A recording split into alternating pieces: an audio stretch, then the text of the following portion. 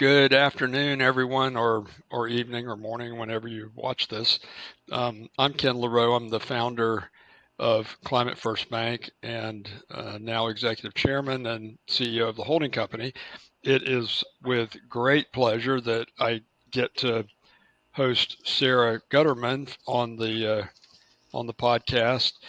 Sara is the co-founder and CEO of Green Builder Media. I met Sara, man, I don't know. Sara, was it 15 years ago? Um, Probably at least. At least. And we've been in communication ever since and done some neat things together, but probably not the level that it will reach. Um, Green Builder Media is a really cool company. I think I maybe learned about you initially with your published magazine. I can't remember, um, but it's a really cool magazine, and I'd always subscribed to um, Fine Home Building and some of the other building magazines just out of interest, and especially after I sat for um, the lead exam and became a lead AP in the last administration before you had to be a building professional. Um, Sara has established a reputation for herself as a visionary thought leader, especially in the space of the built environment and how it impacts all things sustainability. And prior to starting Green Builder Media, Sara was a venture capitalist and involved in the life cycle of over 20 companies. Um, Sara graduated from Dartmouth College and has an MBA in entrepreneurship and finance from the University of Colorado, along with being an international thought leader. She's also a long distance runner, snowboarder, and CrossFit trainer. So we've been joking the last few days about running and especially distance running, and at this point in life for me it's all about sanity, vanity, and fear of death. And I think if we can uh, convey that to all our listeners, that if nothing else, if you do it for that reason, those reasons, that's good enough. So Sara, welcome. Thanks so much, Ken. It's an honor to be here with you. You have such an incredible career and have done so many wonderful things in your sector that it's always a pleasure for me to be able to have a conversation and to spend any time with you. My uh, my Siri over here was picking up our conversation and trying to provide some input, so maybe I should listen to her a little bit. um, Sara, the the built environment is really a huge contributor to all things detrimental to the climate, really. And it seems like lately everything's been focused on electrification, whether it's electric cars, whether it's electrification of everything. But there's some startling statistics which you can probably quote off the top of your head that buildings account for 40% of U.S. energy use, 75% of electricity use, and 35% of the nation's carbon emissions. And I go to a big city. I was just in New York week before last, and looking out of my hotel room at night on the 26th floor and looking at all these gigantic buildings with all their lights on all night long and not a person in there. It's just like, this is mind boggling to me. And it just seems like if you were to pick a number, we could lob 30% off of our energy usage in buildings overnight. Um, can you speak to that a little bit on the whole building thing? Sure. So, the built environment is one of the most conspicuously consumptive sectors of our economy and has a tremendous impact on greenhouse gas emissions. The sourcing and manufacturing of materials, the construction process, ongoing operations of homes and buildings, as you just mentioned, require an immense amount of energy and emit a substantial amount of pollution. In fact, the Department of Energy estimates that homes and buildings in the US account for about 40% of our nation's total energy use, 70% of electricity use, and 40% of our country's total emissions. The UN avows that emissions from buildings must be reduced by 50% by 2030 and 100% by 2050 if we have even a chance at staying under a 2 degree Celsius temperature rise. And we know that that 2 degree threshold, really it's 1.5 degrees, that threshold has been set by climate scientists, not so much because they say that our climate is actually going to collapse if we go over that. Obviously, there's multiplier effects of climate change, but it's that they don't have any insight into climate models. Their climate models basically break if we go over 2 degrees warming. And so we'll be totally flying blind. From a built environment standpoint, unfortunately, not even 1% of existing buildings are considered net zero carbon today. And so clearly, there is this real need for transformative solutions. And fortunately, a lot of building professionals and manufacturers are kind of waking up to the fact that we need to have this systemic change in the built environment.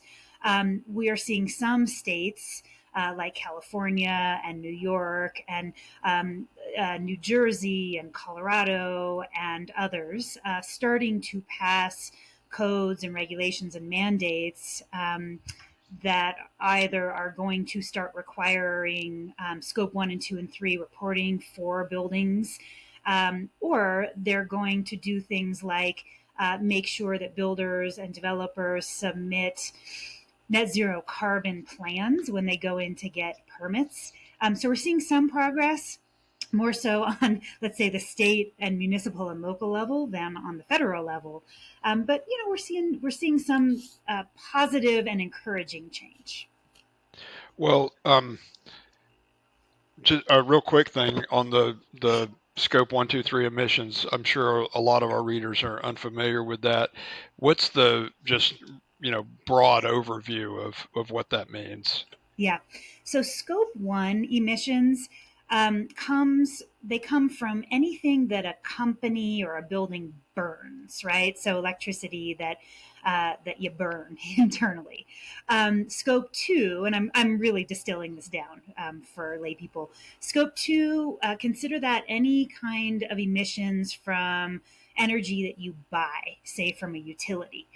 So inherently, some buildings or some companies are going to have lower scope 2 emissions if their utility is providing cleaner sources of energy than others. And then scope 3 emissions is basically everything else, right? So it's anything having to do with office buildings and other emissions from manufacturing, raw material procurement, packaging, transportation, the use of products, end of life considerations. And so, understandably, scope 3 emissions are the most complex, and they can comprise up to 80 to 90% of a company's emissions from a homes and building standpoint. That scope 3 emissions could be considered ongoing, let's say operations of those homes and buildings, with the exception of the actual energy use.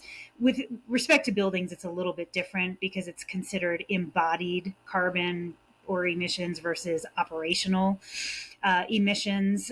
Embodied carbon basically is every kind of emissions that's released up until the day a home, let's say, I'm just going to use home as an example rather than commercial structures, up until that day that home is sold or occupied.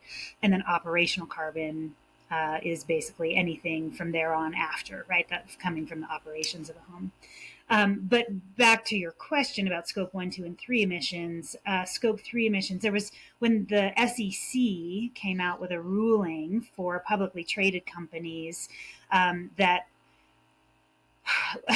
proposed that they start reporting on scope 1 and 2 uh, emissions. That was a lot easier to digest for companies because it's easier to measure, whereas that scope 3 is very complex and layered. And so there was pushback, and understandably so, because it's hard to measure, and there's a lot that contribute to scope 3. Yeah, the scope three is really challenging for a bank because it embodies our customers and just it's really really problematic. Um, the you also mentioned the states and cities. What I kind of refer to as jurisdictional, so it's really counties also, um, and some they are trying to address it. And I'm wondering, like, um, I hope I'm not going too far off topic, but like New York City, what is it, Local Law 97, where the building owners have to, um, basically have the buildings rated or whatever, um, and they have to do something about it or pay. Um, how how viable is that approach? It just seems like it's um, I mean, I'm all in favor of whatever it takes, but I need to clarify that. But it seems like it's a whole lot of a cram down, and in America, cram downs usually don't sit well. Will that stuff work, or is there some other solution? Ken, it's a great question. And the real answer is we don't really know yet, right? Because these things are emerging. But if we look at what's happened with energy codes over the course of the past, let's say, 1 to 2 decades, really, 10 to 15 years, as energy codes have ratcheted up, we've seen what I think is going to be mirrored in these kind of climate and carbon and emissions reductions requirements, where certain jurisdictions, as you're saying, pick up more advanced codes, and others don't. And so there's kind of a very large chasm or disparity between certain jurisdictions. And again, I'll just talk about energy codes that really don't have any requirements for energy efficiency versus those that have very stringent and advanced requirements for energy efficiency. And so what happens in that case is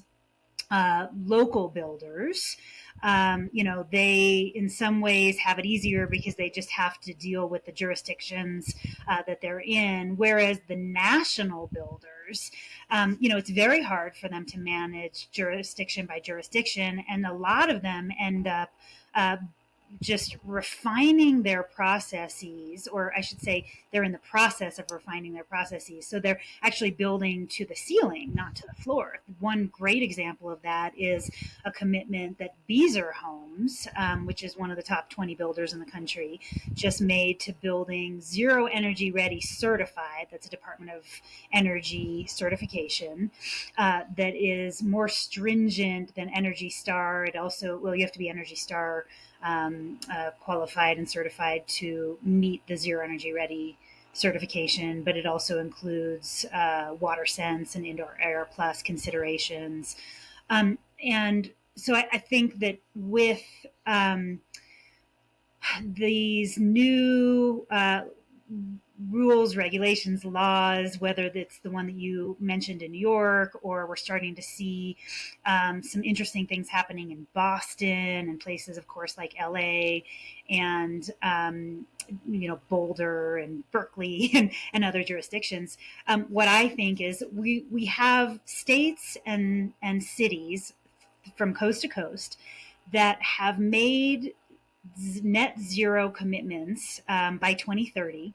And they're largely looking at the built environment to fulfill those 2030 goals. So I think there's really going to be in the next 5 years a step up in requirements for energy efficiency and electrification in buildings. So that those states and cities can hit those 2030 goals. I think those will ramp up even further as we reach 2050 goals. Frankly, if we're waiting till 2050, I personally think we're going to be too late, right? We've already hit 1.5 degrees warming in the last 18 months. We're going to 2 degrees in the next 18 months. It's just a fact and a reality. So, we have to move faster.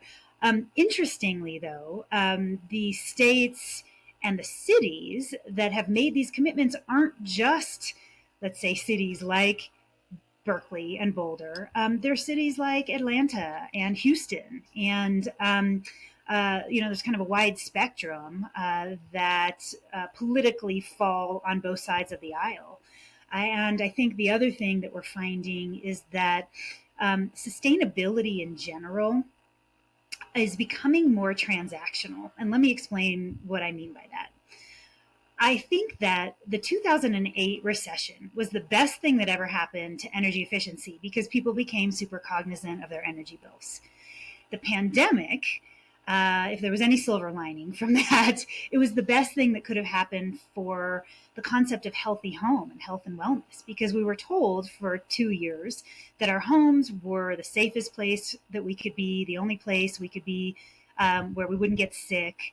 And so it really brought the concept of healthy home to the forefront of our national and even international dialogue. I think right now, because of what's happening at a federal level and the rollbacks that we're seeing across the board to environmental protections and regulations, I know that the EPA administrator just announced 30 different environmental rollbacks last week that will likely see their day in court before they get rolled back. But point is that because of what's happening on the federal level, I think that this is going to be a very good time, believe it or not, for sustainability to become very mainstream and transactional, as I said, meaning that right now people are talking about sustainability with respect to risk reduction, addressing resiliency, and just a changing climate, as a matter of fact, cost savings, enhancement of business strategy, improving employee morale, and customer loyalty. So these words are being associated now with various aspects of sustainability that, again, are kind of mainstreaming the concept to just help it make better kind of common sense and enhance business strategy. Yeah, that's um, really good points. But a couple of things I wanted to touch on real quick. The national home builders, and you deal with a lot of them. I never thought of that. It never occurred to me that they would need to build to the highest levels because it's just too difficult to, have somebody in Austin, Texas doing something different than somebody in New York. Um, and that's kind of like the auto manufacturers. It happened way back when California started passing more strict emissions requirements than the rest of the country. It was too difficult to build two different cars, if you will, or two different um, emission systems. So they all started building to California standards. So maybe there is a silver lining there, especially with the total abdication of the federal government of science and fact and everything else. Then the other issue that I wish that at least in the United States we would go to, we would stop talking about temperature change in Celsius and start talking about it in Fahrenheit, because 1.5 degrees Celsius is a whole lot in Fahrenheit, and 1.5 degrees if you go outside and it's 70.5 degrees instead of 69, it doesn't feel a whole lot different. But if you go outside and it's 78 degrees instead of 69, it feels a whole lot different. And Americans have trouble wrapping their head around that difference. So all the listeners out there, these temperature change discussions are all in centigrade or Celsius. So um, the other thing that hit me just now, Sarah, is that you and I are kind of at the forefront of this issue. You on the building side, and you've been doing it for, you know 25 years, 30 years or whatever, and then me on the finance side or the banking side, and I've been doing it for 30 plus almost 40 years, but didn't have the epiphany till 20 years ago. And it feels like maybe we're finally going to get our due in a perverse, weird way with, again, the abdication of the issue on the federal level. Um, how can how can we work together? We being the building industry and the finance industry, and there's going to be a whole lot of kicking and screaming and dragging on both sides, I realize. So that's a great question, and thank you for asking that. Um, we have to come up with innovative financing mechanisms that just help streamline and enable uh, access to more sustainable homes, communities, and buildings. So, what I mean by that, you know, I don't know, 10, even 20 years ago, when we started Green Builder Media, we were having conversations with lenders about changing the mortgage equation from piety, principal, interest, taxes and insurance, or sorry, from pity, principal, interest, taxes, and insurance, to piety, which would actually include energy efficiency. And I think, honestly, we've gone way beyond that. We need to start figuring out ways to include sustainability upgrades for energy efficiency, electrification, resiliency, healthy home, solar plus storage, smart home technologies to facilitate things like demand side energy management, so homes and buildings can talk with grids, to reduce grid stress and optimize energy use, and frankly save costs for home and building owners.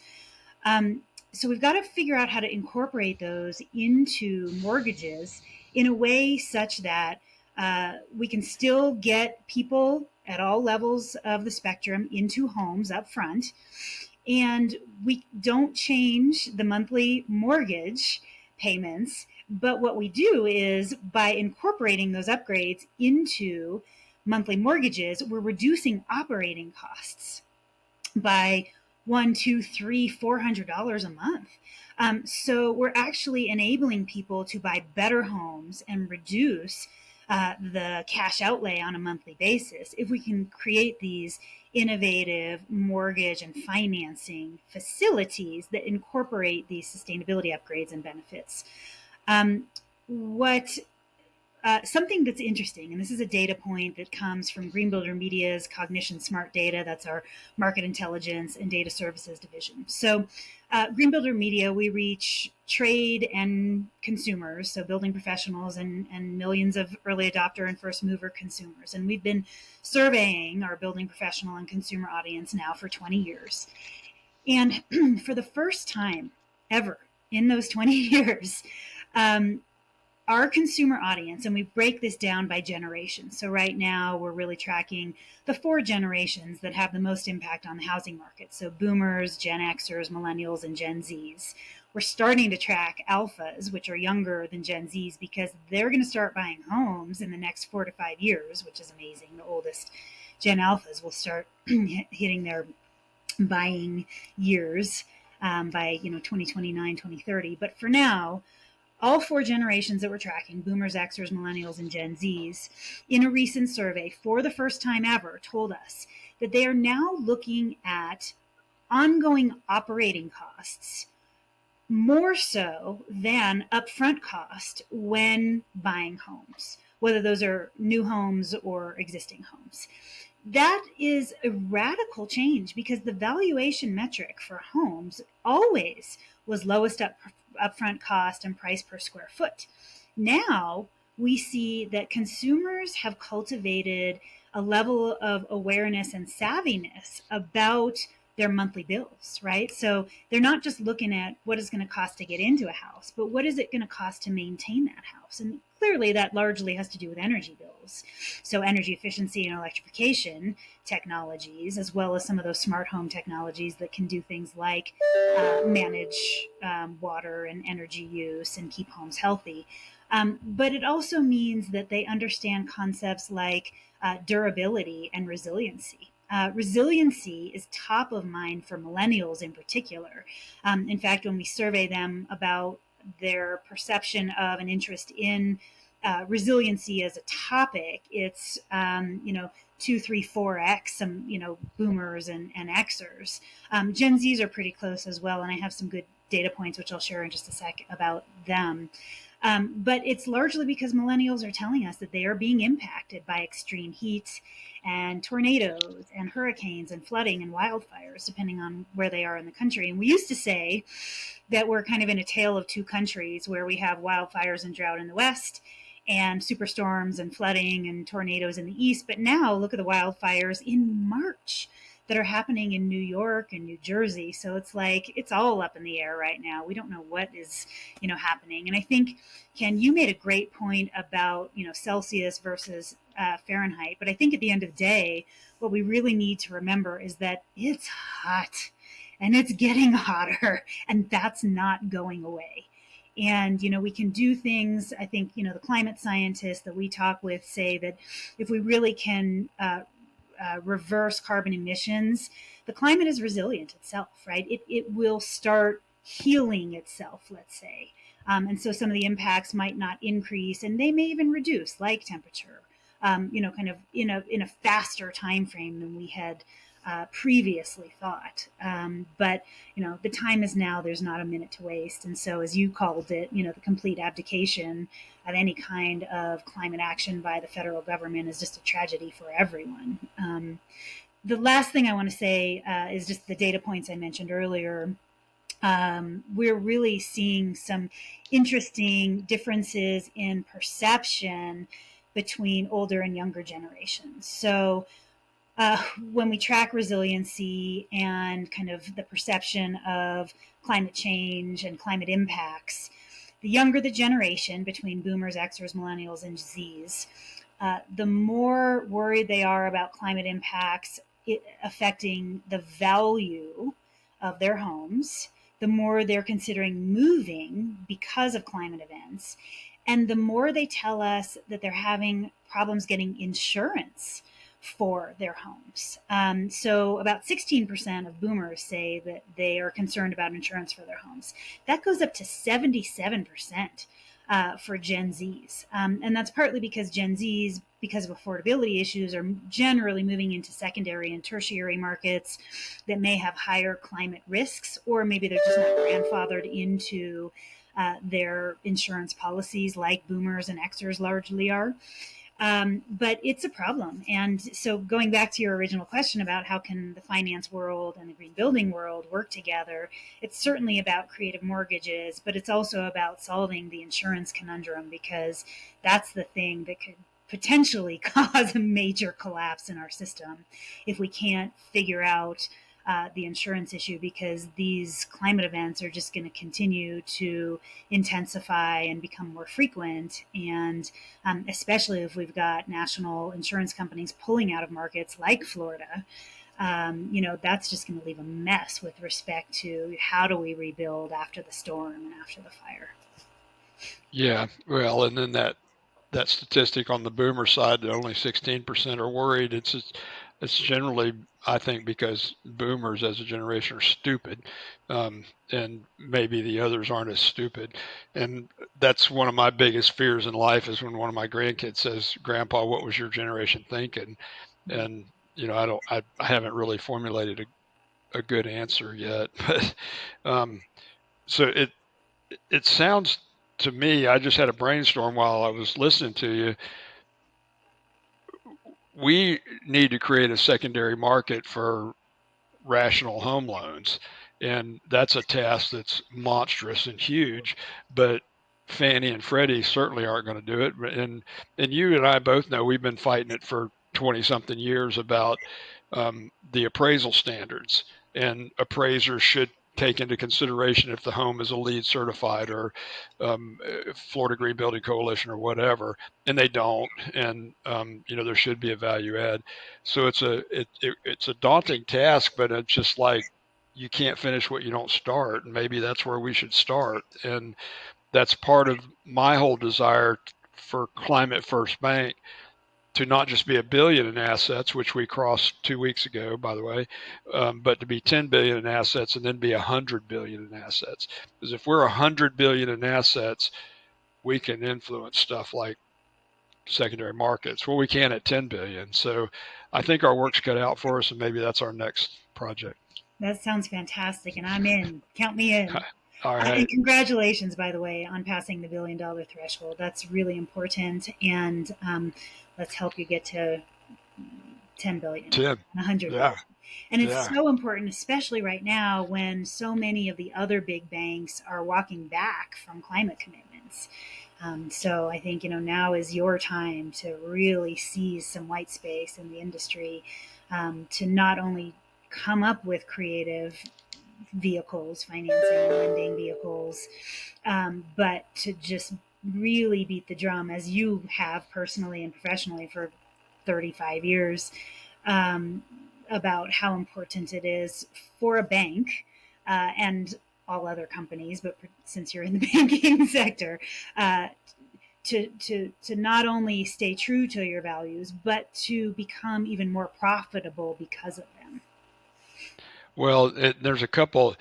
My dear friend and CEO of the bank, Lex Ford, comes up with these one-liners that I'm calling LOLs, Lex one-liners, and one of them was that the big banks got into the net zero banking alliance for marketing reasons. They got out of the net zero banking alliance for marketing reasons. Yep. Um, so that's a really tragic case of large scale greenwashing that's highly disturbing. And then Lex came up with another one this morning that um, take out all the ESG stuff. You get rid of any moniker you want, which the Republicans are, want to just destroy anything good. We're a good company doing good things, and all companies need to be good companies doing good things. At the end of the day, bottom line, that's what it should be. Um, so some LOLs there for everyone's edification. Um, so the um, tell us a little. Well, another thing I thought of when you were talking was how do you make stuff affordable and not have the payment go up, and it kind of ties into our consumer solar loan program where we finance 100%. Um, so there's no money out of pocket, and we generally won't even do it if the loan payment isn't fully offset by the energy savings. So it's value add day one, pocketbook add day one. Um, so where are y'all on the solar thing and your influence on builders? Because a lot of we're just not seeing it on new builds. We're seeing it on people coming in installing it later. What can we do to get it on new builds? Yeah. So that's interesting that you're not seeing it yet because we are. And again, I think we play in a little bit of a different space with respect to this. I'll mention Beezer again, just because we just finished up one of our Vision House projects, which, as you can know, that's our series of demonstration projects.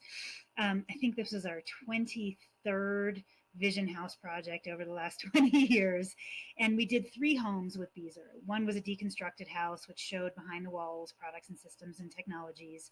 One was a baseline house, and one was an upgrade house. And this was in a 61 home community in Henderson, Las Vegas, right outside Henderson, Nevada, right outside of Las Vegas. And on all of their baseline homes, Beezer in that community is putting 3.2 kilowatts of solar on. And then on the upgrade home, they're putting 6.4 kW plus On storage. all of them? And on all of them. Yeah, Wow. on all of them. And so that's in line with their commitment to going zero energy ready. They are putting some solar on homes, partly, I mean, for all the reasons that you go solar, right? Cost savings and electrification and reducing grid stress and resiliency, certainly, as a part of that. I think storage obviously plays a big part in the resiliency equation. And I think that we are starting to see more builders, more new construction home builders and community scale builders deploy solar in their projects. What we are also seeing is community scale production builders in particular, and other kinds of volume builders, starting to look at microgrid solutions in conjunction with their utility. So those microgrids might sit behind the meter as opposed to in front of the meter. And the difference between those two things is if it's in front of the meter, it's an asset that the utility needs to kind of own and manage. Whereas if it's behind the meter, it's something that the developer and the builder can own and manage. And kind of effectively, in some cases, become its own utility, right? They generate power from a community scale solar plus storage system, and then they basically sell that power to home buyers or tenants. And there's lots of different models there, and it obviously depends if you're building a community that's built to rent versus for sale. But we are definitely starting to see some of the production builders play with different models, whether that is solar and in some cases storage on homes for sale, or that more kind of community scale microgrid solution. We saw KB Homes, again, one of the top 5 builders in our top 10 in the country.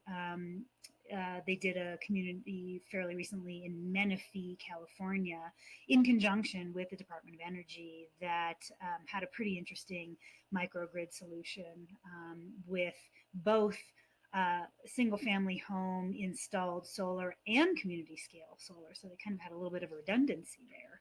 And I think that, we're still in the early phases of solar adoption, but I do think that we're going to start seeing more and more of that, partly because the utilities are starting to get involved to encourage solar installation on rooftops, whether that's commercial or residential, so that they don't have to build new plants, right? Because it actually costs them more to build new capacity than it does to help incentivize rooftop solar installations. Well, we've been seeing, we financed some battery energy storage systems lately, and that's Mm-hmm. kind of a new space for us.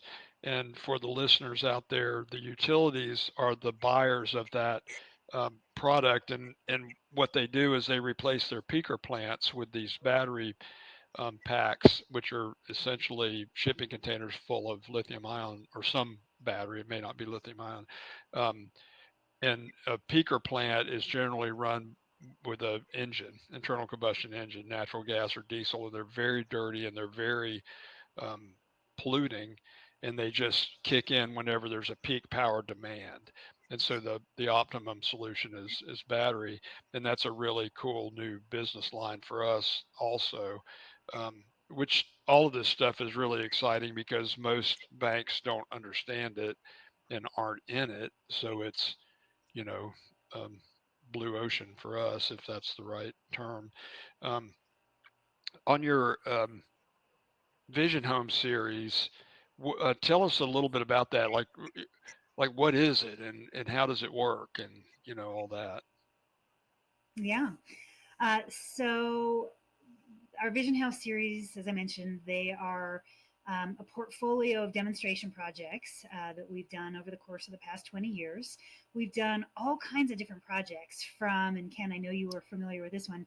We did a 4-year project with Disney where one of our Vision House projects was an attraction at Epcot where people would tour through it and learn about energy efficiency and healthy home and solar plus storage and other green building and sustainable living elements, all the way through to we've done community scale projects with Beezer, other leading green builders that are maybe more on the kind of regional production scale, like Thrive Home Builders in Colorado and Tim O'Brien Homes. That one was in the Milwaukee area. So community scale. We also do some higher end kind of architect design homes. We have another project right now in Austin, Texas, with one of the OGs of the sustainable design sector, Peter Pfeiffer, who's considered to be one of the original green architects here in the U.S. He was an apprentice of Buckmeister Fuller. And that one, we don't really do homes that are completely unattainable, meaning so big and so expensive that no one could ever afford it. That particular home is actually, relatively speaking, fairly affordable for a higher end home. And we also do prefab projects.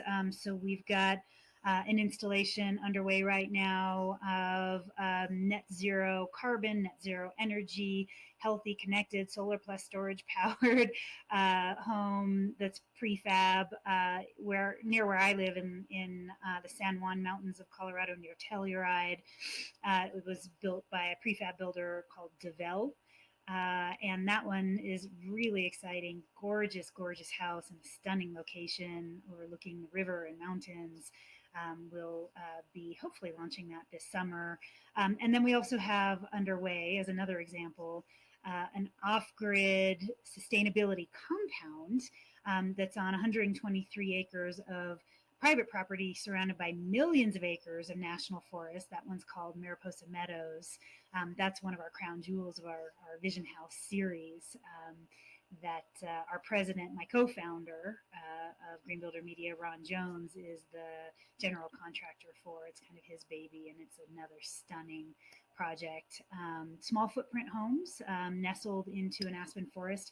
Resiliency is a big consideration since we're surrounded by millions of acres of national forest. Wildfire risk mitigation is one of our biggest areas of focus there. So everything we've done really has focuses on how do we reduce the risk of these homes burning down should there be a wildfire. And then, of course, energy and water and healthy home and resource use. But they're stunning, stunning homes.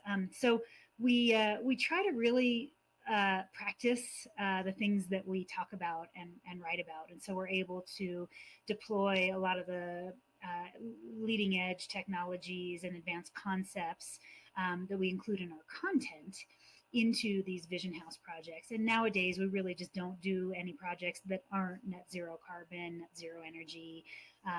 They include water management and resiliency and all the different topics that we're talking about. Well, so who pays for it? I mean, is it like you find a builder and that builder wants to participate, like I'm thinking of the national, what's it called, the New American Home that the National Home Builders does every year. Is it similar to Yep. that? Well, I would say it's a similar model. However, I will just go on record and say that I we are very unlike the New American Home. I think the New American Home this year was 9,300 square feet, multi-million dollar home, uh, touted sustainability features. Unless you're putting four families in that home, It's not I sustainable. don't think that it's an authentic message if you're building a 9,300 square foot house for one family or a couple It's the and calling stupidest it thing ever. sustainable. Yeah, it's the stupidest thing ever. It makes me crazy. Your words, not mine, but thank you for saying that. It just, we have to be realistic about sustainability, and affordability as well. Right now, if you look at the biggest white space in the building industry, we're 1.3 million units short in kind of attainable housing, meaning not so much affordable housing, because as you know, Ken, that has a very distinct definition by HUD, and it's got certain limitations in terms of pricing and relative to market income and API and things like that. But in terms of that attainable housing, so housing that first time home buyers can afford, or even move up home buyers, or boomers that are now on fixed incomes can afford, uh, there's no there used to be this perception that you could either be sustainable or attainable and affordable, but there's no separation between those things. In order to be affordable and attainable in the long term, homes have to be sustainable. They have to be energy efficient. They need to address health and wellness, and therefore, be electric so that we're not burning gas in our homes. They have to be resilient. They have to be the homes that are standing after the big storm or after the wildfire.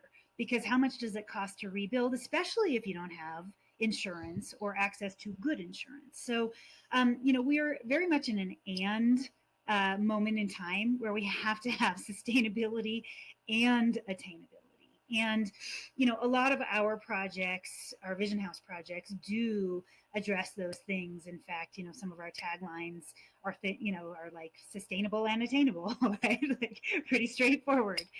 We do try to show different projects at different price points. But to your question, we do partner with builders and developers, and they kind of do what they normally do, which is pay for the design and the infrastructure and construction.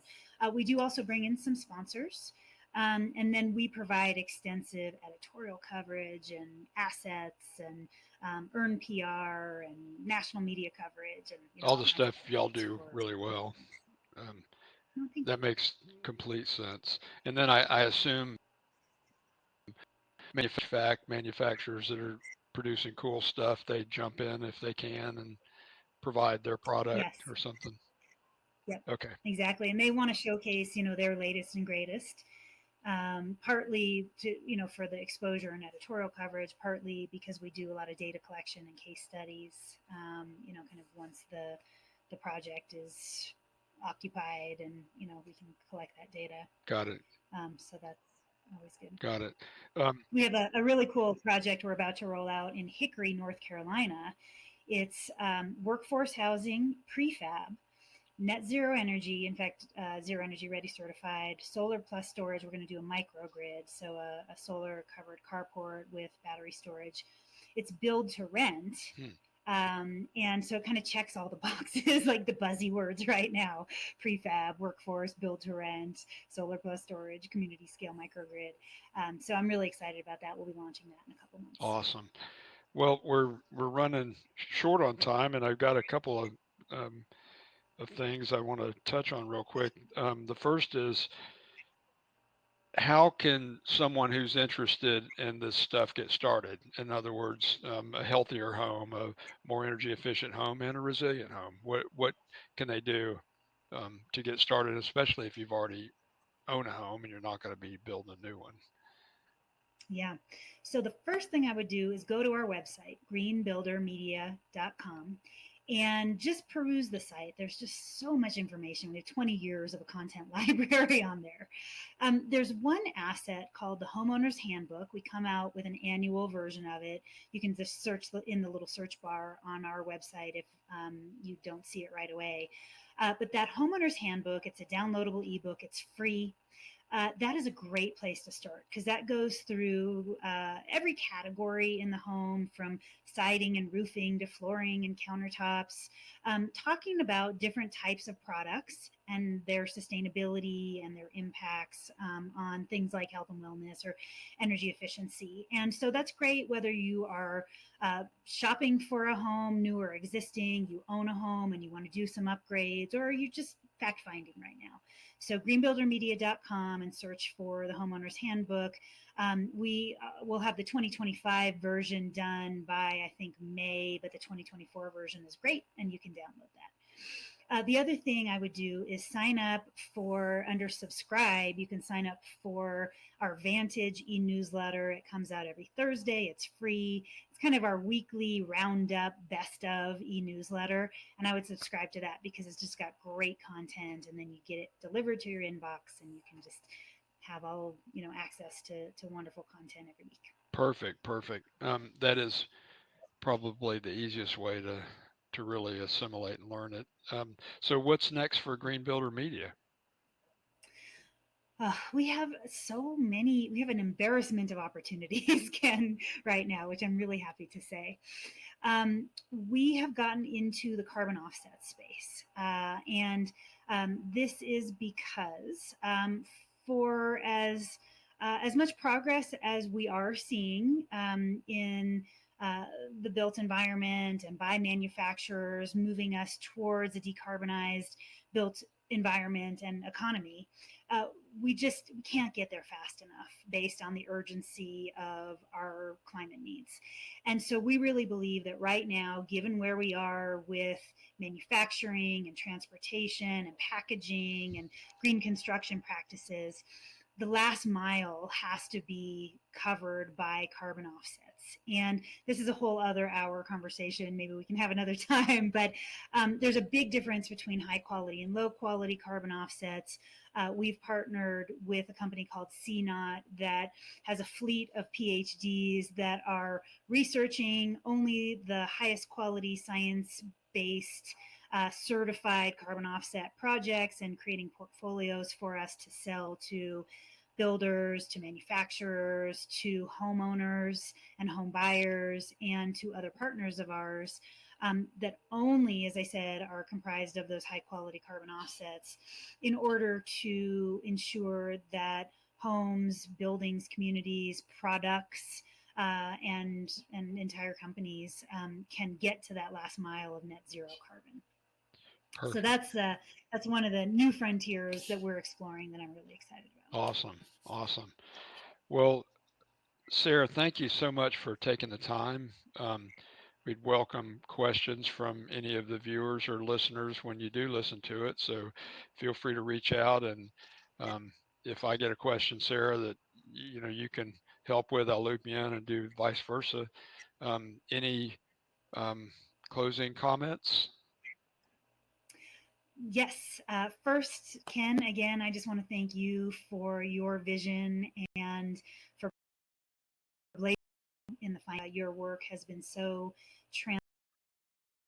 transformative and important for you and to your whole team at Climate First Bank. You guys are doing incredible things.